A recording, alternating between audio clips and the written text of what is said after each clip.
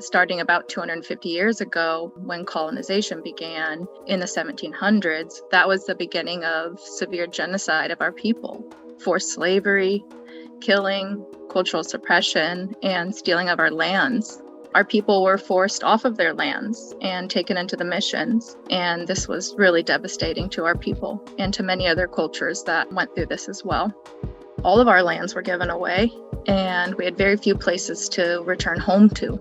And the California genocide was the killing of thousands of indigenous peoples all over California by the U.S. government and other governments.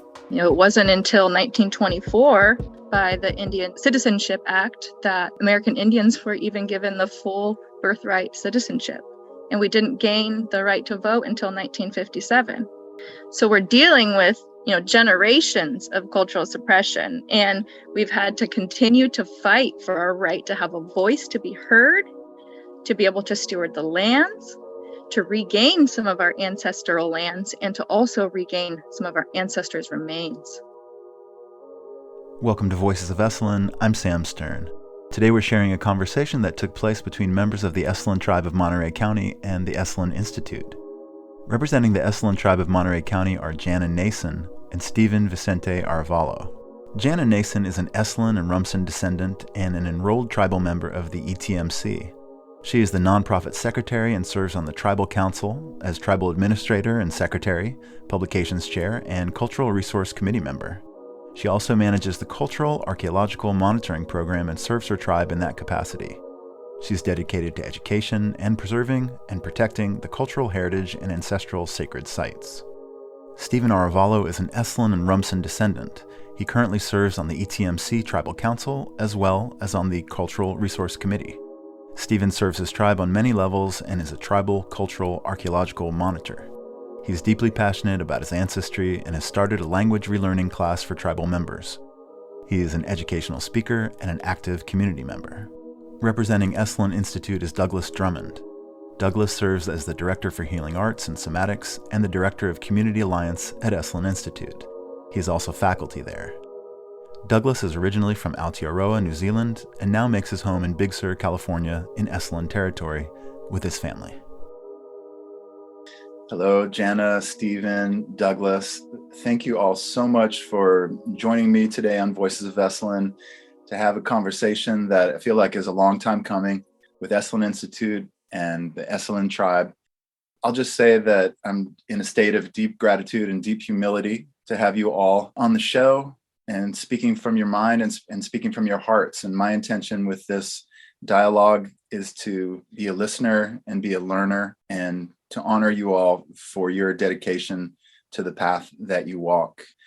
To kick off this conversation, I would love it if each of you could introduce yourself and speak about the work that you do in this world. Telekia Satsa, that's good morning in Esselen. I'm Jana Nason. First and foremost, I'm a steward of the land and a voice of the people. But in today's terminology, my official title would be a tribal council member, as well as I serve our nonprofit as our secretary and administrator. Salakia Satsa, Nishismap Stephen Arevalo. Good morning, my name is Stephen Arevalo. I'm a tribal council member for Esalen Tribe, Monterey County, as well as a culture bearer, storyteller, song holder, and that's pretty much my position in the universe right now. Kia ora, my name is Douglas Drummond. I'm currently at Esalen Institute, currently on Esselen territory, and I serve as the Director of Healing Arts and Somatics and the Director of Community Alliance at the Esalen Institute. And thanks, Sam, for having us on the show. Thank you, Jana. Thank you, Stephen. Real honor to have you here. Thank you. Thank you. Traditionally, we would be meeting face to face, and we would have a fire, and we would come with gifts. We would share a meal, and we would offer prayers and songs. And trying to bring our cultural traditions now into this modern world, we like to enter our space in that traditional way to carry those on. And I would love to share a prayer, and maybe Stephen can share a song. I don't know how it would sound with both of us singing, so I'm going to leave that to you, Stephen. Okay. And I want to share a little story about this prayer first. Just a few years ago, I didn't know this entire prayer, but these words and phrases kept popping up in me, and I didn't know where they were from. And so I asked some of my elders, I said, these sounds, these phrases are coming up, and I'm not sure where I learned it. And my uncle, Tom Little Bear, said, those are songs and prayers that you had heard many times in ceremony as a child. And it could also just be your body remembering. So it's really special. And I relearned that prayer from him. And I just want to honor that. And we like to do that. We like to share where we learn the song, because the knowledge is not knowledge of our own, but what our ancestors have given us. And this is an Esselen prayer. Ike neshmete, Ike nishiapa, quelmehe enike atsatsano, lakai neshmet peleno, chapishi no alpa, kalun no alpa, memni no alpa, lasname yakiki, le mepele namoeske. Yes, my grandfather. Yes, my grandmother. Thank you for this day and for my life. We pray for the birds. We pray for the fish. We pray for the deer. Great Spirit, please purify our bodies and our souls. Ike. Ike. And the song that I'll be singing is a celebration song. So, and celebration that we are coming together even digitally. I always like to open up space with either a celebration song or a song of rejoicing of some sort. So this is actually recorded through both of our one of our ancestors, Viviana Mukai in 1902. And this is a celebration song.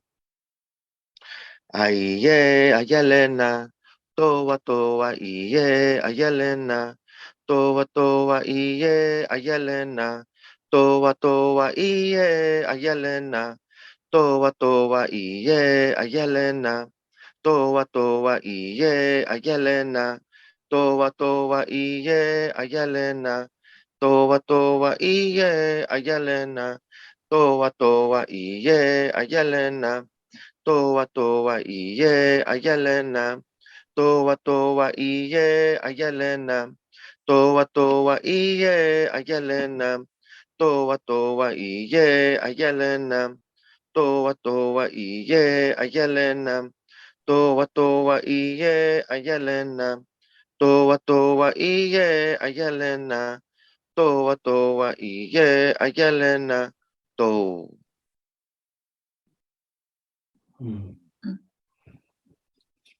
Kwelmehe, that was beautiful. It was beautiful, Stephen. Thank you. Thank you for your prayer too, Jana. Wow. Hilapa. Thank you. Yes, thank you so much for the prayer and song.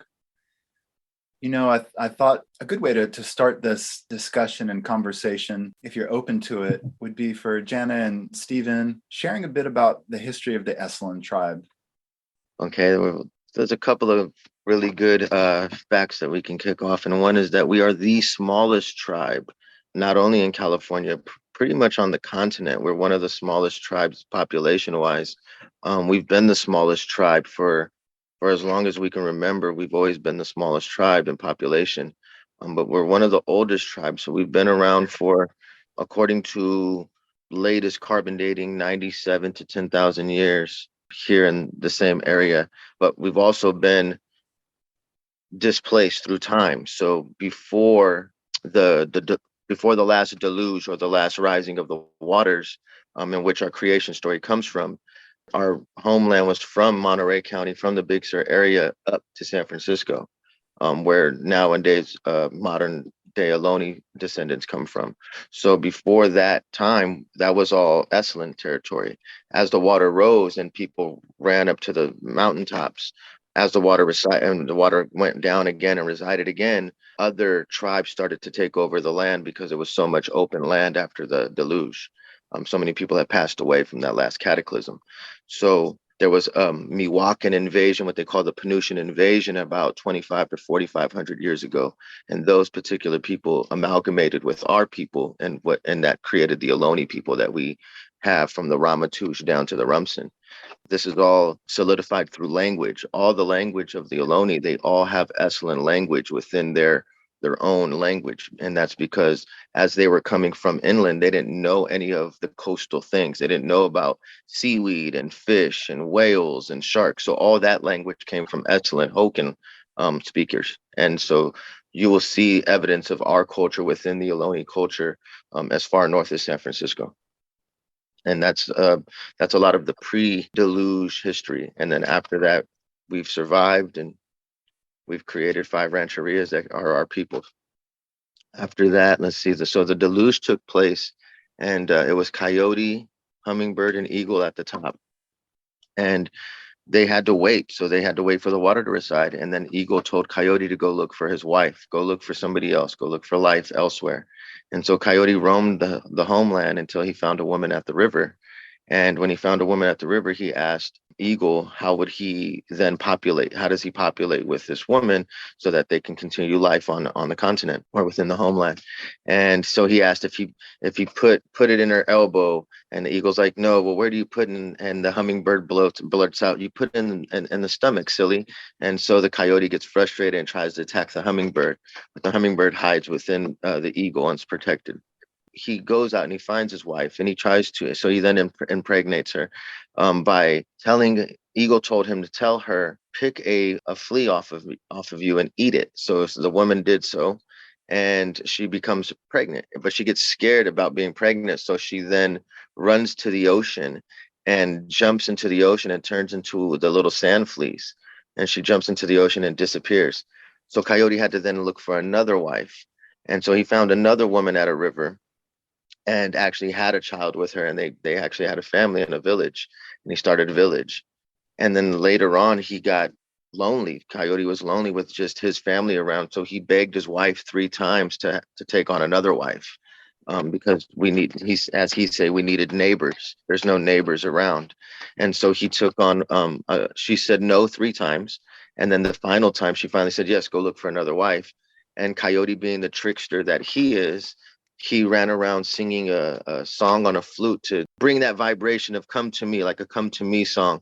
And he actually, 5 women actually came to him, 5 other women came to him. And so he had 5 other wives, and he created the rancherias of our people by having those multiple wives after the flood and after the deluge. So that's like 2 mythologies, 2 or 3 stories kind of mashed in one, but that's the gist of our creation story and how our people have different nations. So there's the Rumsen, there's the Ekhiachan, there is the Kakunta, Sarhentaruk, there's the Eshila, and I believe there is the Kalendaruk, which is more like Moss Landing area.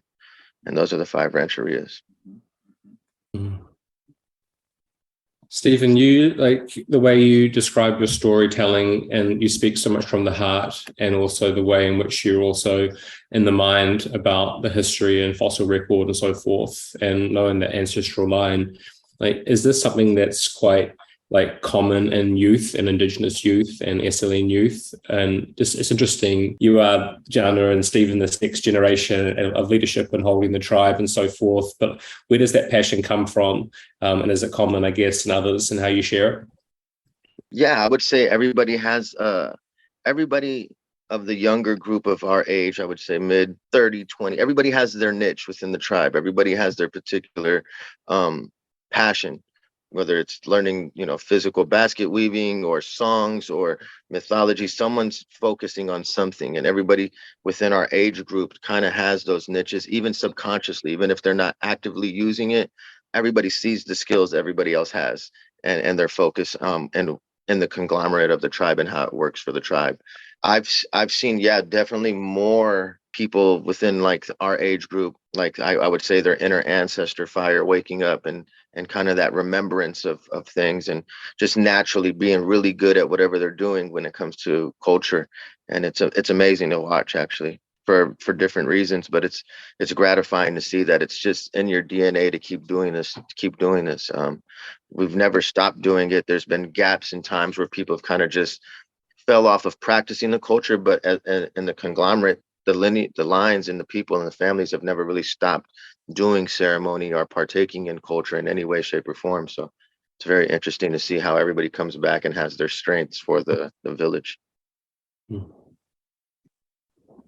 And I just want to back up and add a little bit more to our history here to give a little bit more context as to why we are the way we are now and how we've developed as individuals. And we're here now. The story really started, hundreds of thousands of years ago, but starting about 250 years ago, when colonization began in the 1700s, that was the beginning of severe genocide of our people, forced slavery, killing, cultural suppression, and stealing of our lands. Our people were forced off of their lands and taken into the missions. And this was really devastating to our people and to many other cultures that went through this as well. All of our lands were given away, and we had very few places to return home to.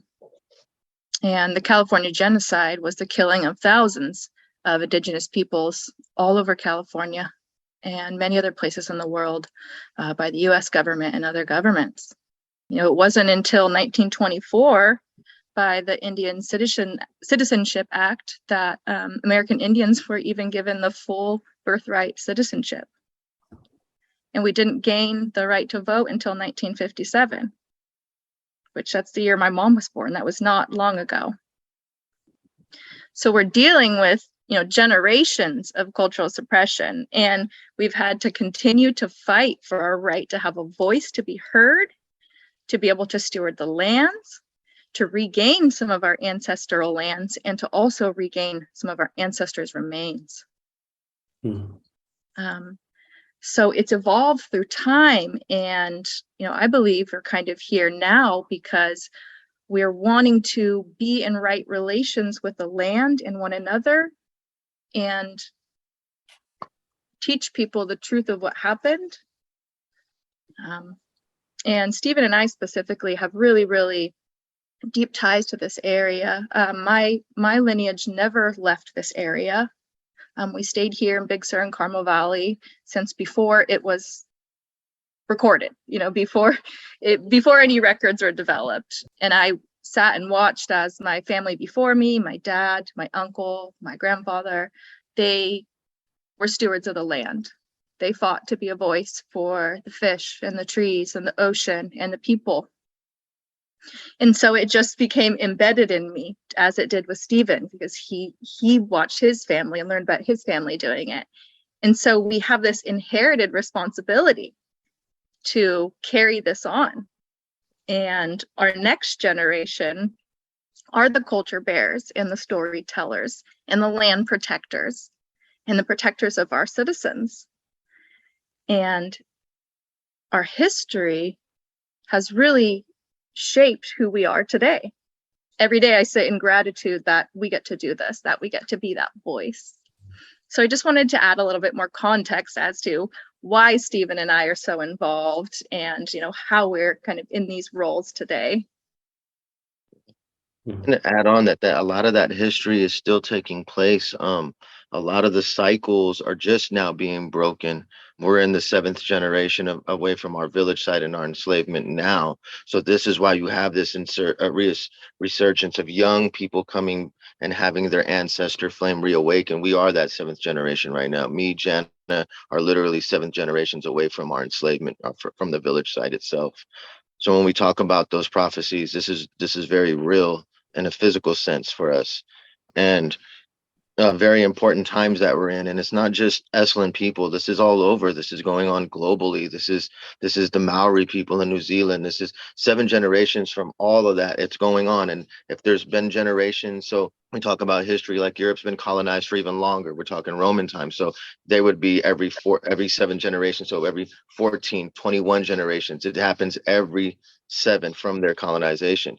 And so everybody's waking up. It's not just an indigenous movement. It's a global indigenous movement. People are coming back to their culture everywhere. And it's just, for us, it's important because we're so small. Like, we're literally like the smallest tribe. And to have this surgence of energy and ancestral activity within our people is very important to us and very sacred.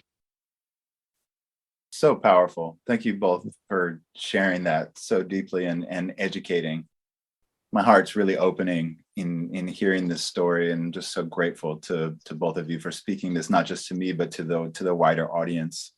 A question that comes up for me is just what desires do both of you have for your life? What do you want to see through the work that you're doing? What will enable you to feel that you've lived a good life? Yeah, sure. For me, I guess I get more fulfillment from seeing it. It's like passing my flame. So as long as I can pass my flame to other tribal members and non-tribal members, because my flame is that I'm a bridger by being a culture bearer. I can bridge information and mythologies and culture. So I'm trying to light people's flames all the time. So at the end goal is to light as many other people's ancestral flame as possible. Get other people to remember who they are and their DNA, their downloads, and start getting that living on a higher vibrational plane of existence than what we've been living here as corporate enslavement is as rampant as like we're focused on more physical instead of focusing on our inner energy and our chakra system and how we actually operate within the grand grid of what we call Earth. So that's my life goal. And for me, it really started long ago. I'll just jump back to my history. I was really fortunate as a young child that we had a ceremonial village up at my family's land in Carmel Valley, and we would hold many ceremonies and gatherings. We're considered the northernmost roundhouse people, so we had an earth lodge that was half underground, half above ground that could hold many people. And our parents would let us be in all the ceremonies. It's really this beat of this drum and this sound and this feeling of this ceremony that has lived on in me since I was a child. And that has been my flame. We have so many tribal citizens that have been displaced from this area and haven't been able to reconnect with their ancestral lands or maybe be a part of a ceremony. And I want to make sure that they can have that same feeling that I have within me, because it's a great inspiration and it's a deep honor and a gift.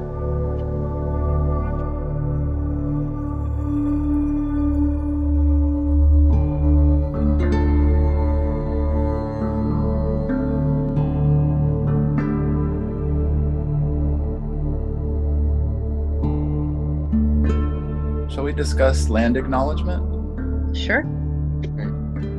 To start, just in a really a simple way, what is a land acknowledgement? Why is it important? Sure, maybe I can start. Land acknowledgement is really a traditional, customary way for Native communities and communities all over the world to show their respect to the peoples of the land. And we do this by giving offerings and prayers. And for non-Indigenous communities, a land acknowledgement is a really powerful way of showing your respects and honoring the Indigenous peoples of the land, which they may live or work on. Acknowledgement is a simple way of resisting the erasure of Indigenous histories and working towards honoring and inviting the truth.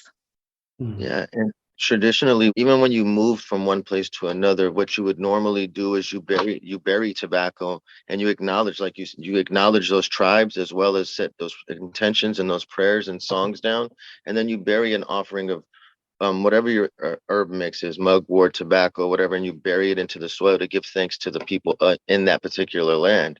And that was a very traditional way to do things. Even when I had moved around, I practiced that particular practice because I understood that if I'm moving into that land, I'm integrating into that community. And if I'm walking on that soil, it's the same thing. I'm integrating into that tribal community. So you have to do that within a spiritually correct place. And a lot of us are so unaware of those practices that we just move from place to place and we don't understand. A lot of us don't understand that, why we do that, but it has to deal with acknowledging the tribes and acknowledging the ancestors that have been there for thousands of years and who have sacrificed their lives to protect that area and steward that area and nurture that area. It's a very important thing to do when we talk about setting intention, even for your home. So if you move into a new spot, you want to set your intention and kind of clear that space out so you can build your own family there and your own energy there. And that's what you do with land acknowledgement. And Douglas, do you think that you could speak a bit about thoughts around land acknowledgement at Esselen with either the work that you're doing or the plans that the Institute has? Mm-hmm. Yeah, thanks, Sam. Yeah, well, very respectfully and humbly, I've had an opportunity to represent Esalen Institute and also myself and my family too. My family involved in healing and reconciliation in Aotearoa, New Zealand for 2 generations, me being the third, and just acknowledging too the work of previous leadership in Esalen Institute, and acknowledging Gordon Wheeler, who's currently our board president, who has had a long-standing relationship with Little Bear Tom Nason and with the Esalen tribe of Monterey County, and to be able to carry some of the work, well, a lot of the work forward that he initially started in that communication.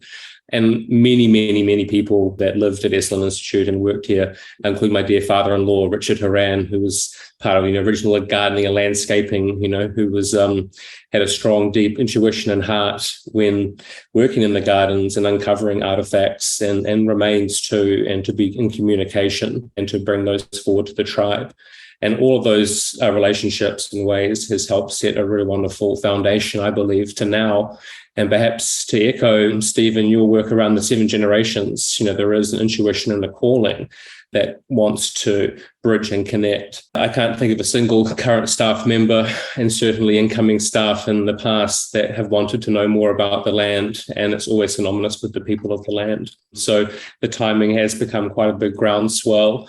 I think Esselen, by our name, perhaps had good intentions in naming, but along the way has just perhaps not lost its path, but just perhaps it wasn't clear how important it was to really acknowledge the land and acknowledge the people. And so there have been initiatives, but now that real timing has really become quite ripe. And through good hearts and clear conversations and many listening circles. And again, just honouring many people who have collaborated on the process. The list is long and long. I play just a small part in that. However, I've got a big beating heart about how to reach and connect with all Indigenous people, but certainly in my role as this work as a director in this community alliance work has been finding ways in which we can perhaps connect with the Esselen tribe in different ways, and also a much more of a collaborative way. And after many discussions, we have a land acknowledgement event that we are working on for the 13th of November. And very much in a conversation, a talk story way. For instance, we are stewards and we're hosting. We are stewards of the land here, and also in many ways, for me, we're stewards hosting and looking after land on behalf of the Esselen tribe and holding that space for them too, and honouring, and then finding ways in which we're bridging the tribe back into the land.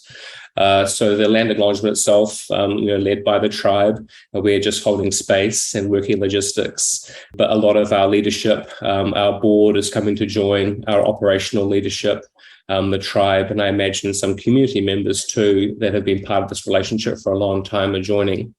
And then after the land acknowledgement, we have a week-long workshop where I'm co-leading with Carrie Herthel, who's the vice chair of the Esselen tribe of Monterey County and an elder and a medicine woman, speak humbly and respectfully, for a week long, with a lot of that work around land acknowledgement. So important for me too is that we're sort of putting at this event, the land acknowledgement itself, just to set a course for us. Perhaps we'll have some regularity and what form it takes, we'll find out. But really it is just a punctuation point, in a long journey and storytelling and action between the Esselen tribe of Monterey County and the Esalen Institute. And my heart and my mind and my communication is to set forward that there'll be many more chapters written afterwards. Yeah, and if I can just add, we said before that we're in this time of reawakening, and I really believe that now more than ever, Native communities as well as non-Native communities are wanting to learn how to be in right relations with the land and with the first people that came from that land. And so we've had this beautiful journey, and now more than ever, we want to do better than we've done before. We want to take those steps and follow through. And it's been a really beautiful journey, and we're excited to have the land acknowledgement. It's just a really special time. Sam, you asked about some other, work, and I say the word, it's quite difficult to express the energy and the connection, but the initiatives that we've been working on, in a sense, for lack of better words, the land acknowledgement being, in a sense, what we've been talking about, but ways in which we are integrating in our programming and our offerings. Our education is really key, and one of our real key values at the Institute here too. So even working on sort of poster shadow box boards, just areas, places of worship or contemplation that are very much led and designed by the tribe, and the content of them working with the tribe. Just to really, I think, just the start, how do we start steeping our staff and our education and our direction hand in hand with the tribe, been really, really important. And I say those words like with like a very full heart, but just with a certain like timing. It's like going slow. And I use this analogy of taking these baby steps, and I was talking to Little Bear, Tom Nason, about these baby steps and being like, wow, we've taken baby steps for a long time. I'm sort of like, well, I just really honor the tribe and giving me that timing to kind of like to go and be methodical and go slow. But just adoring. I'm thinking of my dear daughter, Olivia, too, of these baby steps and how quickly they've turned into quite a powerful gait and some amazing direction. And we're working together in a really beautiful way that way. So, yeah, it's humble and it's reverent. And I'm always grateful for the tribe and their huge patience as the Institute kind of trips and stumbles and is learning from a crawl into a walk. But we are making some really positive steps, and it's going to be an exciting space to watch in the future. And as Jana said, there's more and more people who want to know how to acknowledge the land. And what better way to learn than from the people who actually are the original stewards of the land in any place. So no matter where you're at, you can be in Phoenix, Miami, Atlanta. When you want to do a land acknowledgement, you should touch base with the indigenous group of that particular territory, because every way we all acknowledge our land differently. There's all different, everybody has their own ceremony and prayer and work and whatever they're doing on the land. There's particular practices for those regions for a reason, and that's been going on for thousands of years. So not saying to necessarily hijack culture, but which you can definitely acknowledge the land in a respectful way.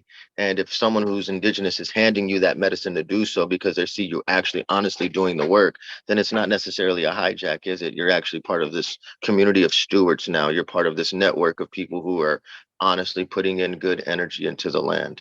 And that's what's important about land acknowledgement. It's not just this physical, yes, this is Esselen territory, or yes, this is Rumsen or Ramaytush territory or Cherokee territory. It's actually putting in intention and work and time and meditation into what we're doing. This is very much sacred and ceremonial and prayer work. And when we talk about that, that goes for anybody in their own personal way. However you do that for you, but you can do that for you within the intention and setting of indigenous practice. Yeah, and to speak of the land that Esalen Institute is on now, that is very sacred ground to our people. And if the ancestors in the land are unsettled, things happen, fires happen, floods happen, bad energy is around. And so Esalen Institute has met us in conversations on how to live and work on the land with reciprocity and in a respectful way. And we've been able to really build upon this relationship to have a better understanding and to help the visitors, the employees, residents have a better understanding as well. How can Esselen be in right relationship with Esselen tribe? What would be the elements of a good, respectful, useful, generative relationship from your perspectives? For me, I'm heavily focused on protecting the cultural resources and making sure the land isn't overused. And so making sure that we have a good plan to respect the land, to walk gently, and to help educate along the way so that people can carry that through the other areas of their life. Speaking of right relations, part of it is helping to amplify the voice of the tribe, to encourage the truth-telling of the correct history, to being an ally and a friend, a supporter, a brother and a sister.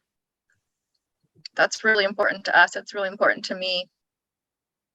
For me, being in right relation would be being in constant contact with us, being in constant communication with us, allowing us to hold space there when we need to, when we feel the need to, because we're not going there in an intrusive way. We're going there in a, hey, this is needed way. This energy is needed here. There's stuff that needs to be done at this particular site.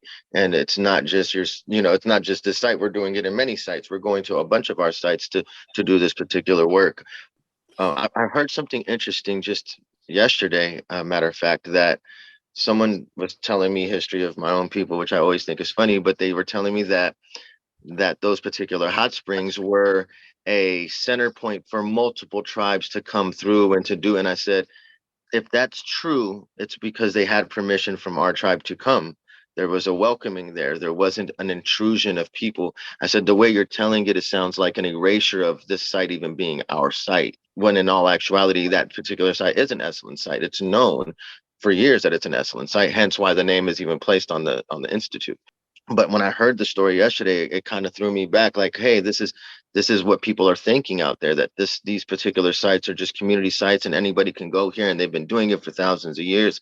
And I said, yeah, and respectfully, they did it when they got welcomed, and they came with gifts, and they came bearing gifts, and no one's doing that with the tribe now. No one's bearing gifts with the tribe now like we would traditionally. And that's not what we're asking. What we're asking is the land acknowledgement, the intention, the inclusion is the gift. The inclusion is, yes, the property is obviously owned privately, or it has it's not public land, but there's a way in order to have a positive relationship that's very give and take, and not just take, or use on any which way, not from the tribe, not from the institute. There's a matter of balance there. And I think that just that constant communication and allowance of even just physical prayer, presence, ceremony every once in a while, doing things that we feel the need to do on equinoxes and full moons and new moons and things like that is enough. In my eyes, it's a start. And you could build on that. It's enough of a start to build on and keep building on until we have this great structure, which is tied into our personal relationships as well as professional relationships with everybody that's involved. Yeah, and the waters of Esselen, the waters that are run through Esalen Institute, are very sacred to our people, and traditionally it'd be used for healing. Our peoples would travel to that location, or to Tazar hot springs, or to Sykes to heal themselves. There are records of people making their journey specifically to those places to heal. And so without access to those places, that's kind of like taking away part of our traditional medicine. So being able to access those for traditional ways is very important. And that helps us to be able to carry on our cultural traditions and practice our traditional medicine ways. And which in turn helps everybody else, because if we're healthy, then we're doing the prayer work in the land. The land's going to be healthy. Everything's it's an interconnected situation. It's how would I say it? It's like a biosymbiote. It's like we live off of each other. The humans that are living on this land are living off of the land itself. So there's that interconnectedness. And if we have the ability to keep healing ourselves when we do get sick from doing this prayer work and healing work, because as we know, if you're trying to cure and clean the land and pray over things, you're getting yourself dirty in order to clean something else.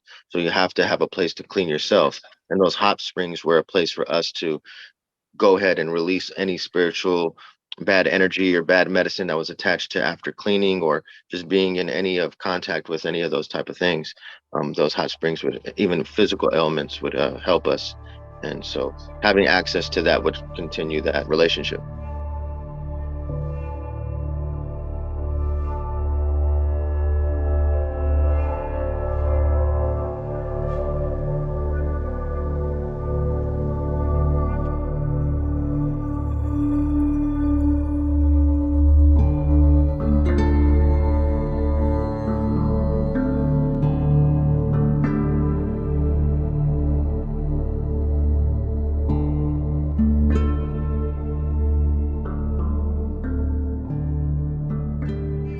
One thing that comes to mind as I listen to this, I think about really being in right relationship, and a necessity to avoid tokenizing the folks is doing the internal work to be ready for an actual relationship. So I wanted to pose the question to both of you: what kind of internal work do you think is necessary for people or an institution that is desiring to be in right relationship? It's a good question. I would say acknowledging where you're living is one of the main things you can do, is acknowledge wherever you're living at. If you're not from there, acknowledge it and read the history and figure out what really went on in that, because there's a reason why the energy's set now in these particular areas. It's because of a lot of bad things that happened. So I've had people come down to the Monterey County and say, whoa, this energy feels really intense and sad. And it's like, yeah, because people were ripped out of their village sites and people were enslaved here. There's a lot of energy that's unstill, and we're doing the work now. But if you don't, you have to, if you're aware of that kind of thing, you have to, you're going to have to acknowledge it. And that's part of the land acknowledgement, is acknowledging the history and the atrocities that happened. So that would, for me, that would be the initial thing to work on for everybody who's not already interconnected to community, indigenous community, is acknowledge what happened, truly happened, the true history, not the embellished, romanticized history that they teach you in history school. No, go read First Contact, go read point of contact journals, go read what was really happening in those areas, the reports. You could read all this stuff. It's public information. You can literally Google and search PDF files on, the journals of Batista, or the journals of Portola, or Palu, or any of these other Spaniards. They all wrote first point of contacts on all the atrocities and all the things that they were doing. They didn't hide. They didn't have to hide. So they were writing it all down. So you can literally do that work as you're just learning about us, just learning our history. Take time to do it, because it's a lot of reading. So be prepared. I think helping to bring Indigenous peoples to conversations, whether it's on land stewardship, interpretive information, it could be many things, but making sure that those people that you're having the discussion around are in the conversation, helping to amplify the voice, like I said before, being truth tellers. Let's lead with truth here, what really happened to our people. And for me, being in right relations with the land is really important. So making sure that, as citizens, we are staying aware of what's happening in our community, what's happening on our shorelines and on the land. Every 30 seconds in the world, a football field size of native landscape is bulldozed. If we keep going at that rate, we are in serious trouble. So making sure that we are being activists, we're out there protecting the fish.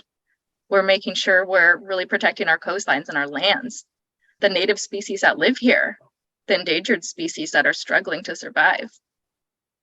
Jana, one piece that's coming up for me and our conversations with you too, Stephen, but Jana in particular, when we've been talking, and we have quite regular chats, whether about between our committees or work inside and outside of the Institute and with the tribe. But for me, they've always been very heart-opening conversations. For me, it's been one of my greatest gifts and experience. It's a real privilege to have this growth and this emotional intelligence to have very difficult conversations. And that's something I always am just deeply humbled in the interaction I've had with the tribe, especially in relationship to Esalen Institute. Has been that heart-opening experience, and a conversation that we had together in group was a sharing that you had about this time that we've had communication with the Esalen Institute and with the tribe about piecing together a broken heart, and it was really touching. It still resonates with me now very, very strongly, and I've shared that with you too. I just, perhaps maybe you can reflect a little bit about that, about this piecing together and how it's been a healing process, if any. Yes. What I explained was that we're on this journey now, and I feel like we're going around picking up these broken pieces of our ancestors' hearts and trying to put it back together. And it's not just with Esalen Institute, but it's many agencies. And we're trying to help right some of the wrongs that happened in history. And we carry this intergenerational trauma of our ancestors. Now we're moving through life trying to help rebuild that heart, put it back together. So we have conversations, for example, with state parks, what are interpretive programs we can have? What kind of access can Indigenous people have to our native lands and plants and medicine? How can we protect sites? We're working with schools on the history that they teach. We work with private entities on various topics. And so really, yes, we're going around picking up pieces of this broken heart and putting it back together so we can live as more complete humans, and we can help heal our Mother Earth. And it's such a gift, Jana, too, that you're offering consciously or subconsciously to, like, for instance, our teams at the Institute to be able to hear and listen and see where those parts of our hearts that we also need to mend and bring back together. That's been a really powerful partnering, that healing process and that piece. And I really appreciate just always your integrity and real intelligence and just deep, deep hearts, you both, and how you represent the tribe in that way is just such a beautiful gift, that giving our staff this ability to see themselves and in relationship to the land that perhaps they haven't had before, that you are giving them an experience that for them is just so incredible in their development. And if that's not actualizing human potential, we really need to be asking ourselves those real bigger questions. It's an unconditional gift. And I know I speak on behalf of them, they're very grateful. Just to piggyback on that, I think another important thing is when it comes to mending these broken hearts and the relationships with these agencies and institutes and companies and things, is what I find the most frustrating is that when I talk to people about who we are as a people and who we are as a tribe, there's always a separation between who we are as a person today and who our ancestors were back then. And there is no difference. There's no difference in my ancestors and me. I am my ancestor. It frustrates me when people say, well, you guys don't do that now. And it's like, well, you can't say that if you don't even know who we are. You don't even know that we're even present in the community. You can't say what we're doing or what we're not doing because you're not aware of even our presence here. A lot of people don't even know that we exist as a community within Monterey County. I've told people that I was Esselen and they thought that I actually worked at the Institute or that I was tied to the Institute in some way. And I said, no, I'm actually the people. And they said, oh, I thought that's the name of the Institute. And I said, well, that is the name of the Institute, but that's also the name of my ancestors' people. You know what I mean? Like this is our name as well. And so that a lot of people just don't have that knowledge, a lot of out of sight, out of mind. A lot of descendants don't look stereotypically like a native. A lot of us are amalgamated. A lot of us have mixed European ancestry to certain degrees, different degrees. When you see us, we look like it. We blend in with everybody else. And you can't really tell who's an Esselen Indian unless you're wearing shells and you got, markings on your face, or you're wearing a feather somehow, some way, and you're in like almost a ceremonial setting. You're not going to know who we are on a day-to-day basis. But actually reaching out, you'll learn that there's plenty of people in the community that are indigenous, both Esselen and not even non-Esselen. There's a lot of people that are just in the community that are of other tribes that are from everywhere. I've literally went to the homeland and met at least 70 to 80 people from just different tribes, Chichimeca, tribes from Mexico, tribes from Northern America, everywhere. There's all kinds, and just people just don't ask enough questions about people. We're not asking like, hey, how are you? What are you? Oh, you look so unique. We don't do that anymore. We're so not personal with our conversation that it shows lack of knowledge of indigenous presence, lack of knowledge and culture with each other. There's like a cutoff. There's a barrier right there for us as people of everybody, the whole community. It's not just focused on indigenous. It's like we don't ask enough interpersonal questions to get to know each other anymore. We're not doing it. And it's sad. And I think that has to do with technology too, that we're so on the go. We're so, let's jump on Zoom and handle the business, that we don't really have, hey, how was your day? Oh, you had a walk, or hey, you whatever, you played soccer on the weekend. Like no one's doing that. And that's the problem with acknowledging our presence and then differentiating us from our ancestors as well, is there's this lack of communication and wanting to know anything. Some of what you said, Stephen, really makes me think of the term, the token Indian. Yep. And like you said, like if I'm not wearing my shells, people may say, oh, you don't look Indian, you don't look native. Well, what am I supposed to be carrying around, a bow and arrow and wearing shells all the time? We're many shades of colors these days. We walk many different styles of life, and people expect us to be really outward facing when we're actually really private people. Our ceremonies were held in private. Our dances were in private. Stories that we shared were in private. So it's an adjustment to be in these modern times while trying to educate people without compromising some of our traditions. But we're expected now in a way to go do a dance in front of people or sing songs. And that's not the setting that they were in previously. Songs were given as prayers or as gifts or traded. And many of those sharings were meant for really sacred times. Very true. When I hear this, I think the first thing that comes to my mind is that there's more than just a land acknowledgement, really, that's wanting to happen. It's a people acknowledgement. What I also hear coming from you is a desire for folks to learn about your history, to take it upon themselves, to educate themselves. And you mentioned going on Google and reading first contact reports. Curious if there are any other books or movies that you feel are kind of like required reading or could be helpful in viewing, in introducing folks who are new to this topic or conversation? Sure. You can read I believe it's a 1922 book by Alfred Kroeber, The Indians of California. There's also The Indianology of California by Alexander Smith Taylor. Both those books have interviews from me and Jana's ancestors. So I believe it's my fifth, and I think it's both our fifth great grandfather, Salvador Mukai, and he was recorded in 1856, and the book was released in, I believe, I would have to look, but I'm sure it's in the 1900s. It's a very, very old book.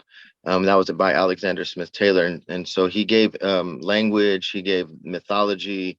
He was interviewed on a lot of different topics: land territory, the traditional, what we called like the Pajaro River, what was our northern territory, what was our southern territory. There was a lot of details within that interview.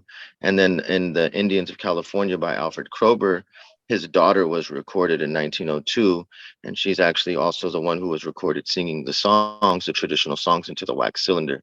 So both Salvador and Viviana Mukai are written in history. So it's like first contact according to our ancestors, and specifically both of our lineage hails from those two ancestors. And a great book to learn more specifically about the Esselen and our traditional lands is The Esselen Indians of the Big Sur Country by Gary Briskini. You know, Sam, I had another comment on the land acknowledgement, because many times there's this misunderstanding about land acknowledgements. People, all of a sudden want to be in right relations. So at their event, they, decide they're going to do a land acknowledgement. First, they call the tribe to ask if we can come do a land acknowledgement, but it's not our responsibility. It would be their responsibility to do the acknowledgement. And then it's not just those words that are stated, but it's the actions that happen after that. That is more important. It's about the actions. It's about taking those steps to be in right relations, or maybe even starting those steps before your land acknowledgement. Well put. Very well put. Mm-hmm. Yeah, Jana, it's always like the way in which you can offer that clarity is really, really key. And I think too, the ways in which we have some initiatives with the Esalen Institute is how do we amplify this voice? And, Sam, just wanted to acknowledge you too and setting up and holding this podcast, that you amplify voices and amplifying this voice here currently with the Esselen tribe. It's really beautiful. And Jana and Stephen always just empower you and always speak your truth and the ways in which we collaborate with the Institute and with the tribe. It's really, really humbling, and looking forward to ways in which we're going to work together and also set, not necessarily for me, it's important to create a succession. How do we keep these things in motion, and always willingness and always incredible to be in your presence and seeing that same value being expressed through your words and your actions too. Yes, it's been a real pleasure to be in these conversations. When we entered in these conversations, probably about 2 years ago now, it came to the conversation with quite a bit of heaviness. And now I feel at a place of joy, because on top of acknowledging the tribe, we're getting to take those steps to be in right relations with the peoples and the land.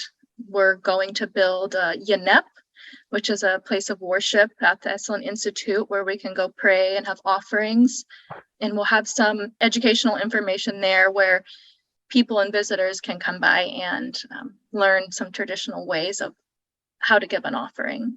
We're excited that Esalen Institute is helping to amplify our voice. We're going to be including more history info on the website and for visitors on site.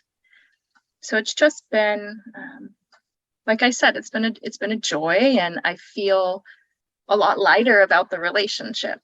It's a lot more comfortable, and it feels really positive. And I feel like we're taking these steps towards a better future. It really just warms my heart. And so thank you. And thank you for helping to share our story and our voices here today.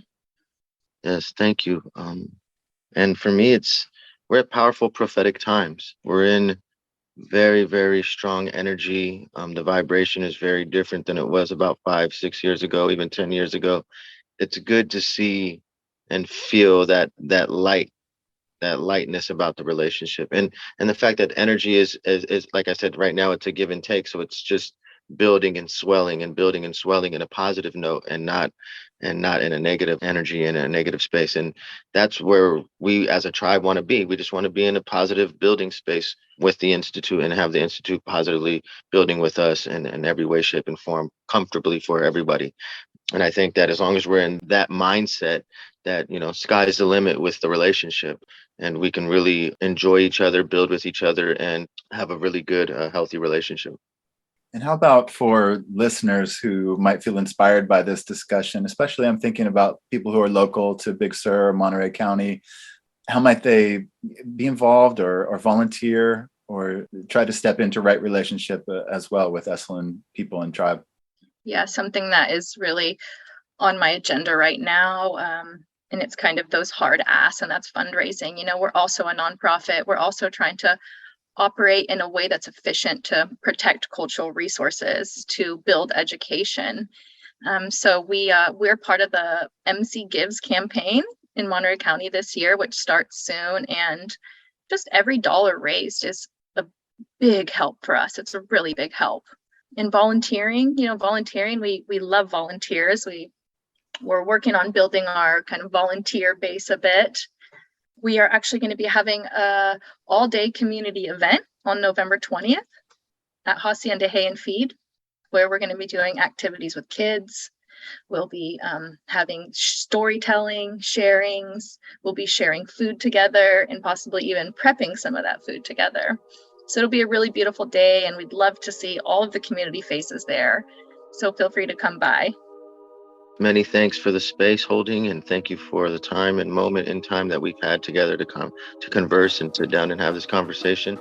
So really quick, Maliakapa Hilapa Tachea Panamues, which is much gratitude, honor, and blessings to everybody here at this Zoom right now and this podcast. Thanks for listening to our show. Today's episode was produced in conjunction with Shira Levine. Our theme music is by Nico Holloman, additional music by Dancing Pink Orbs. To learn more about the Esselen Tribe of Monterey County and to see how you can support them, visit esselentribe.org. That's ESSELEN tribe.org.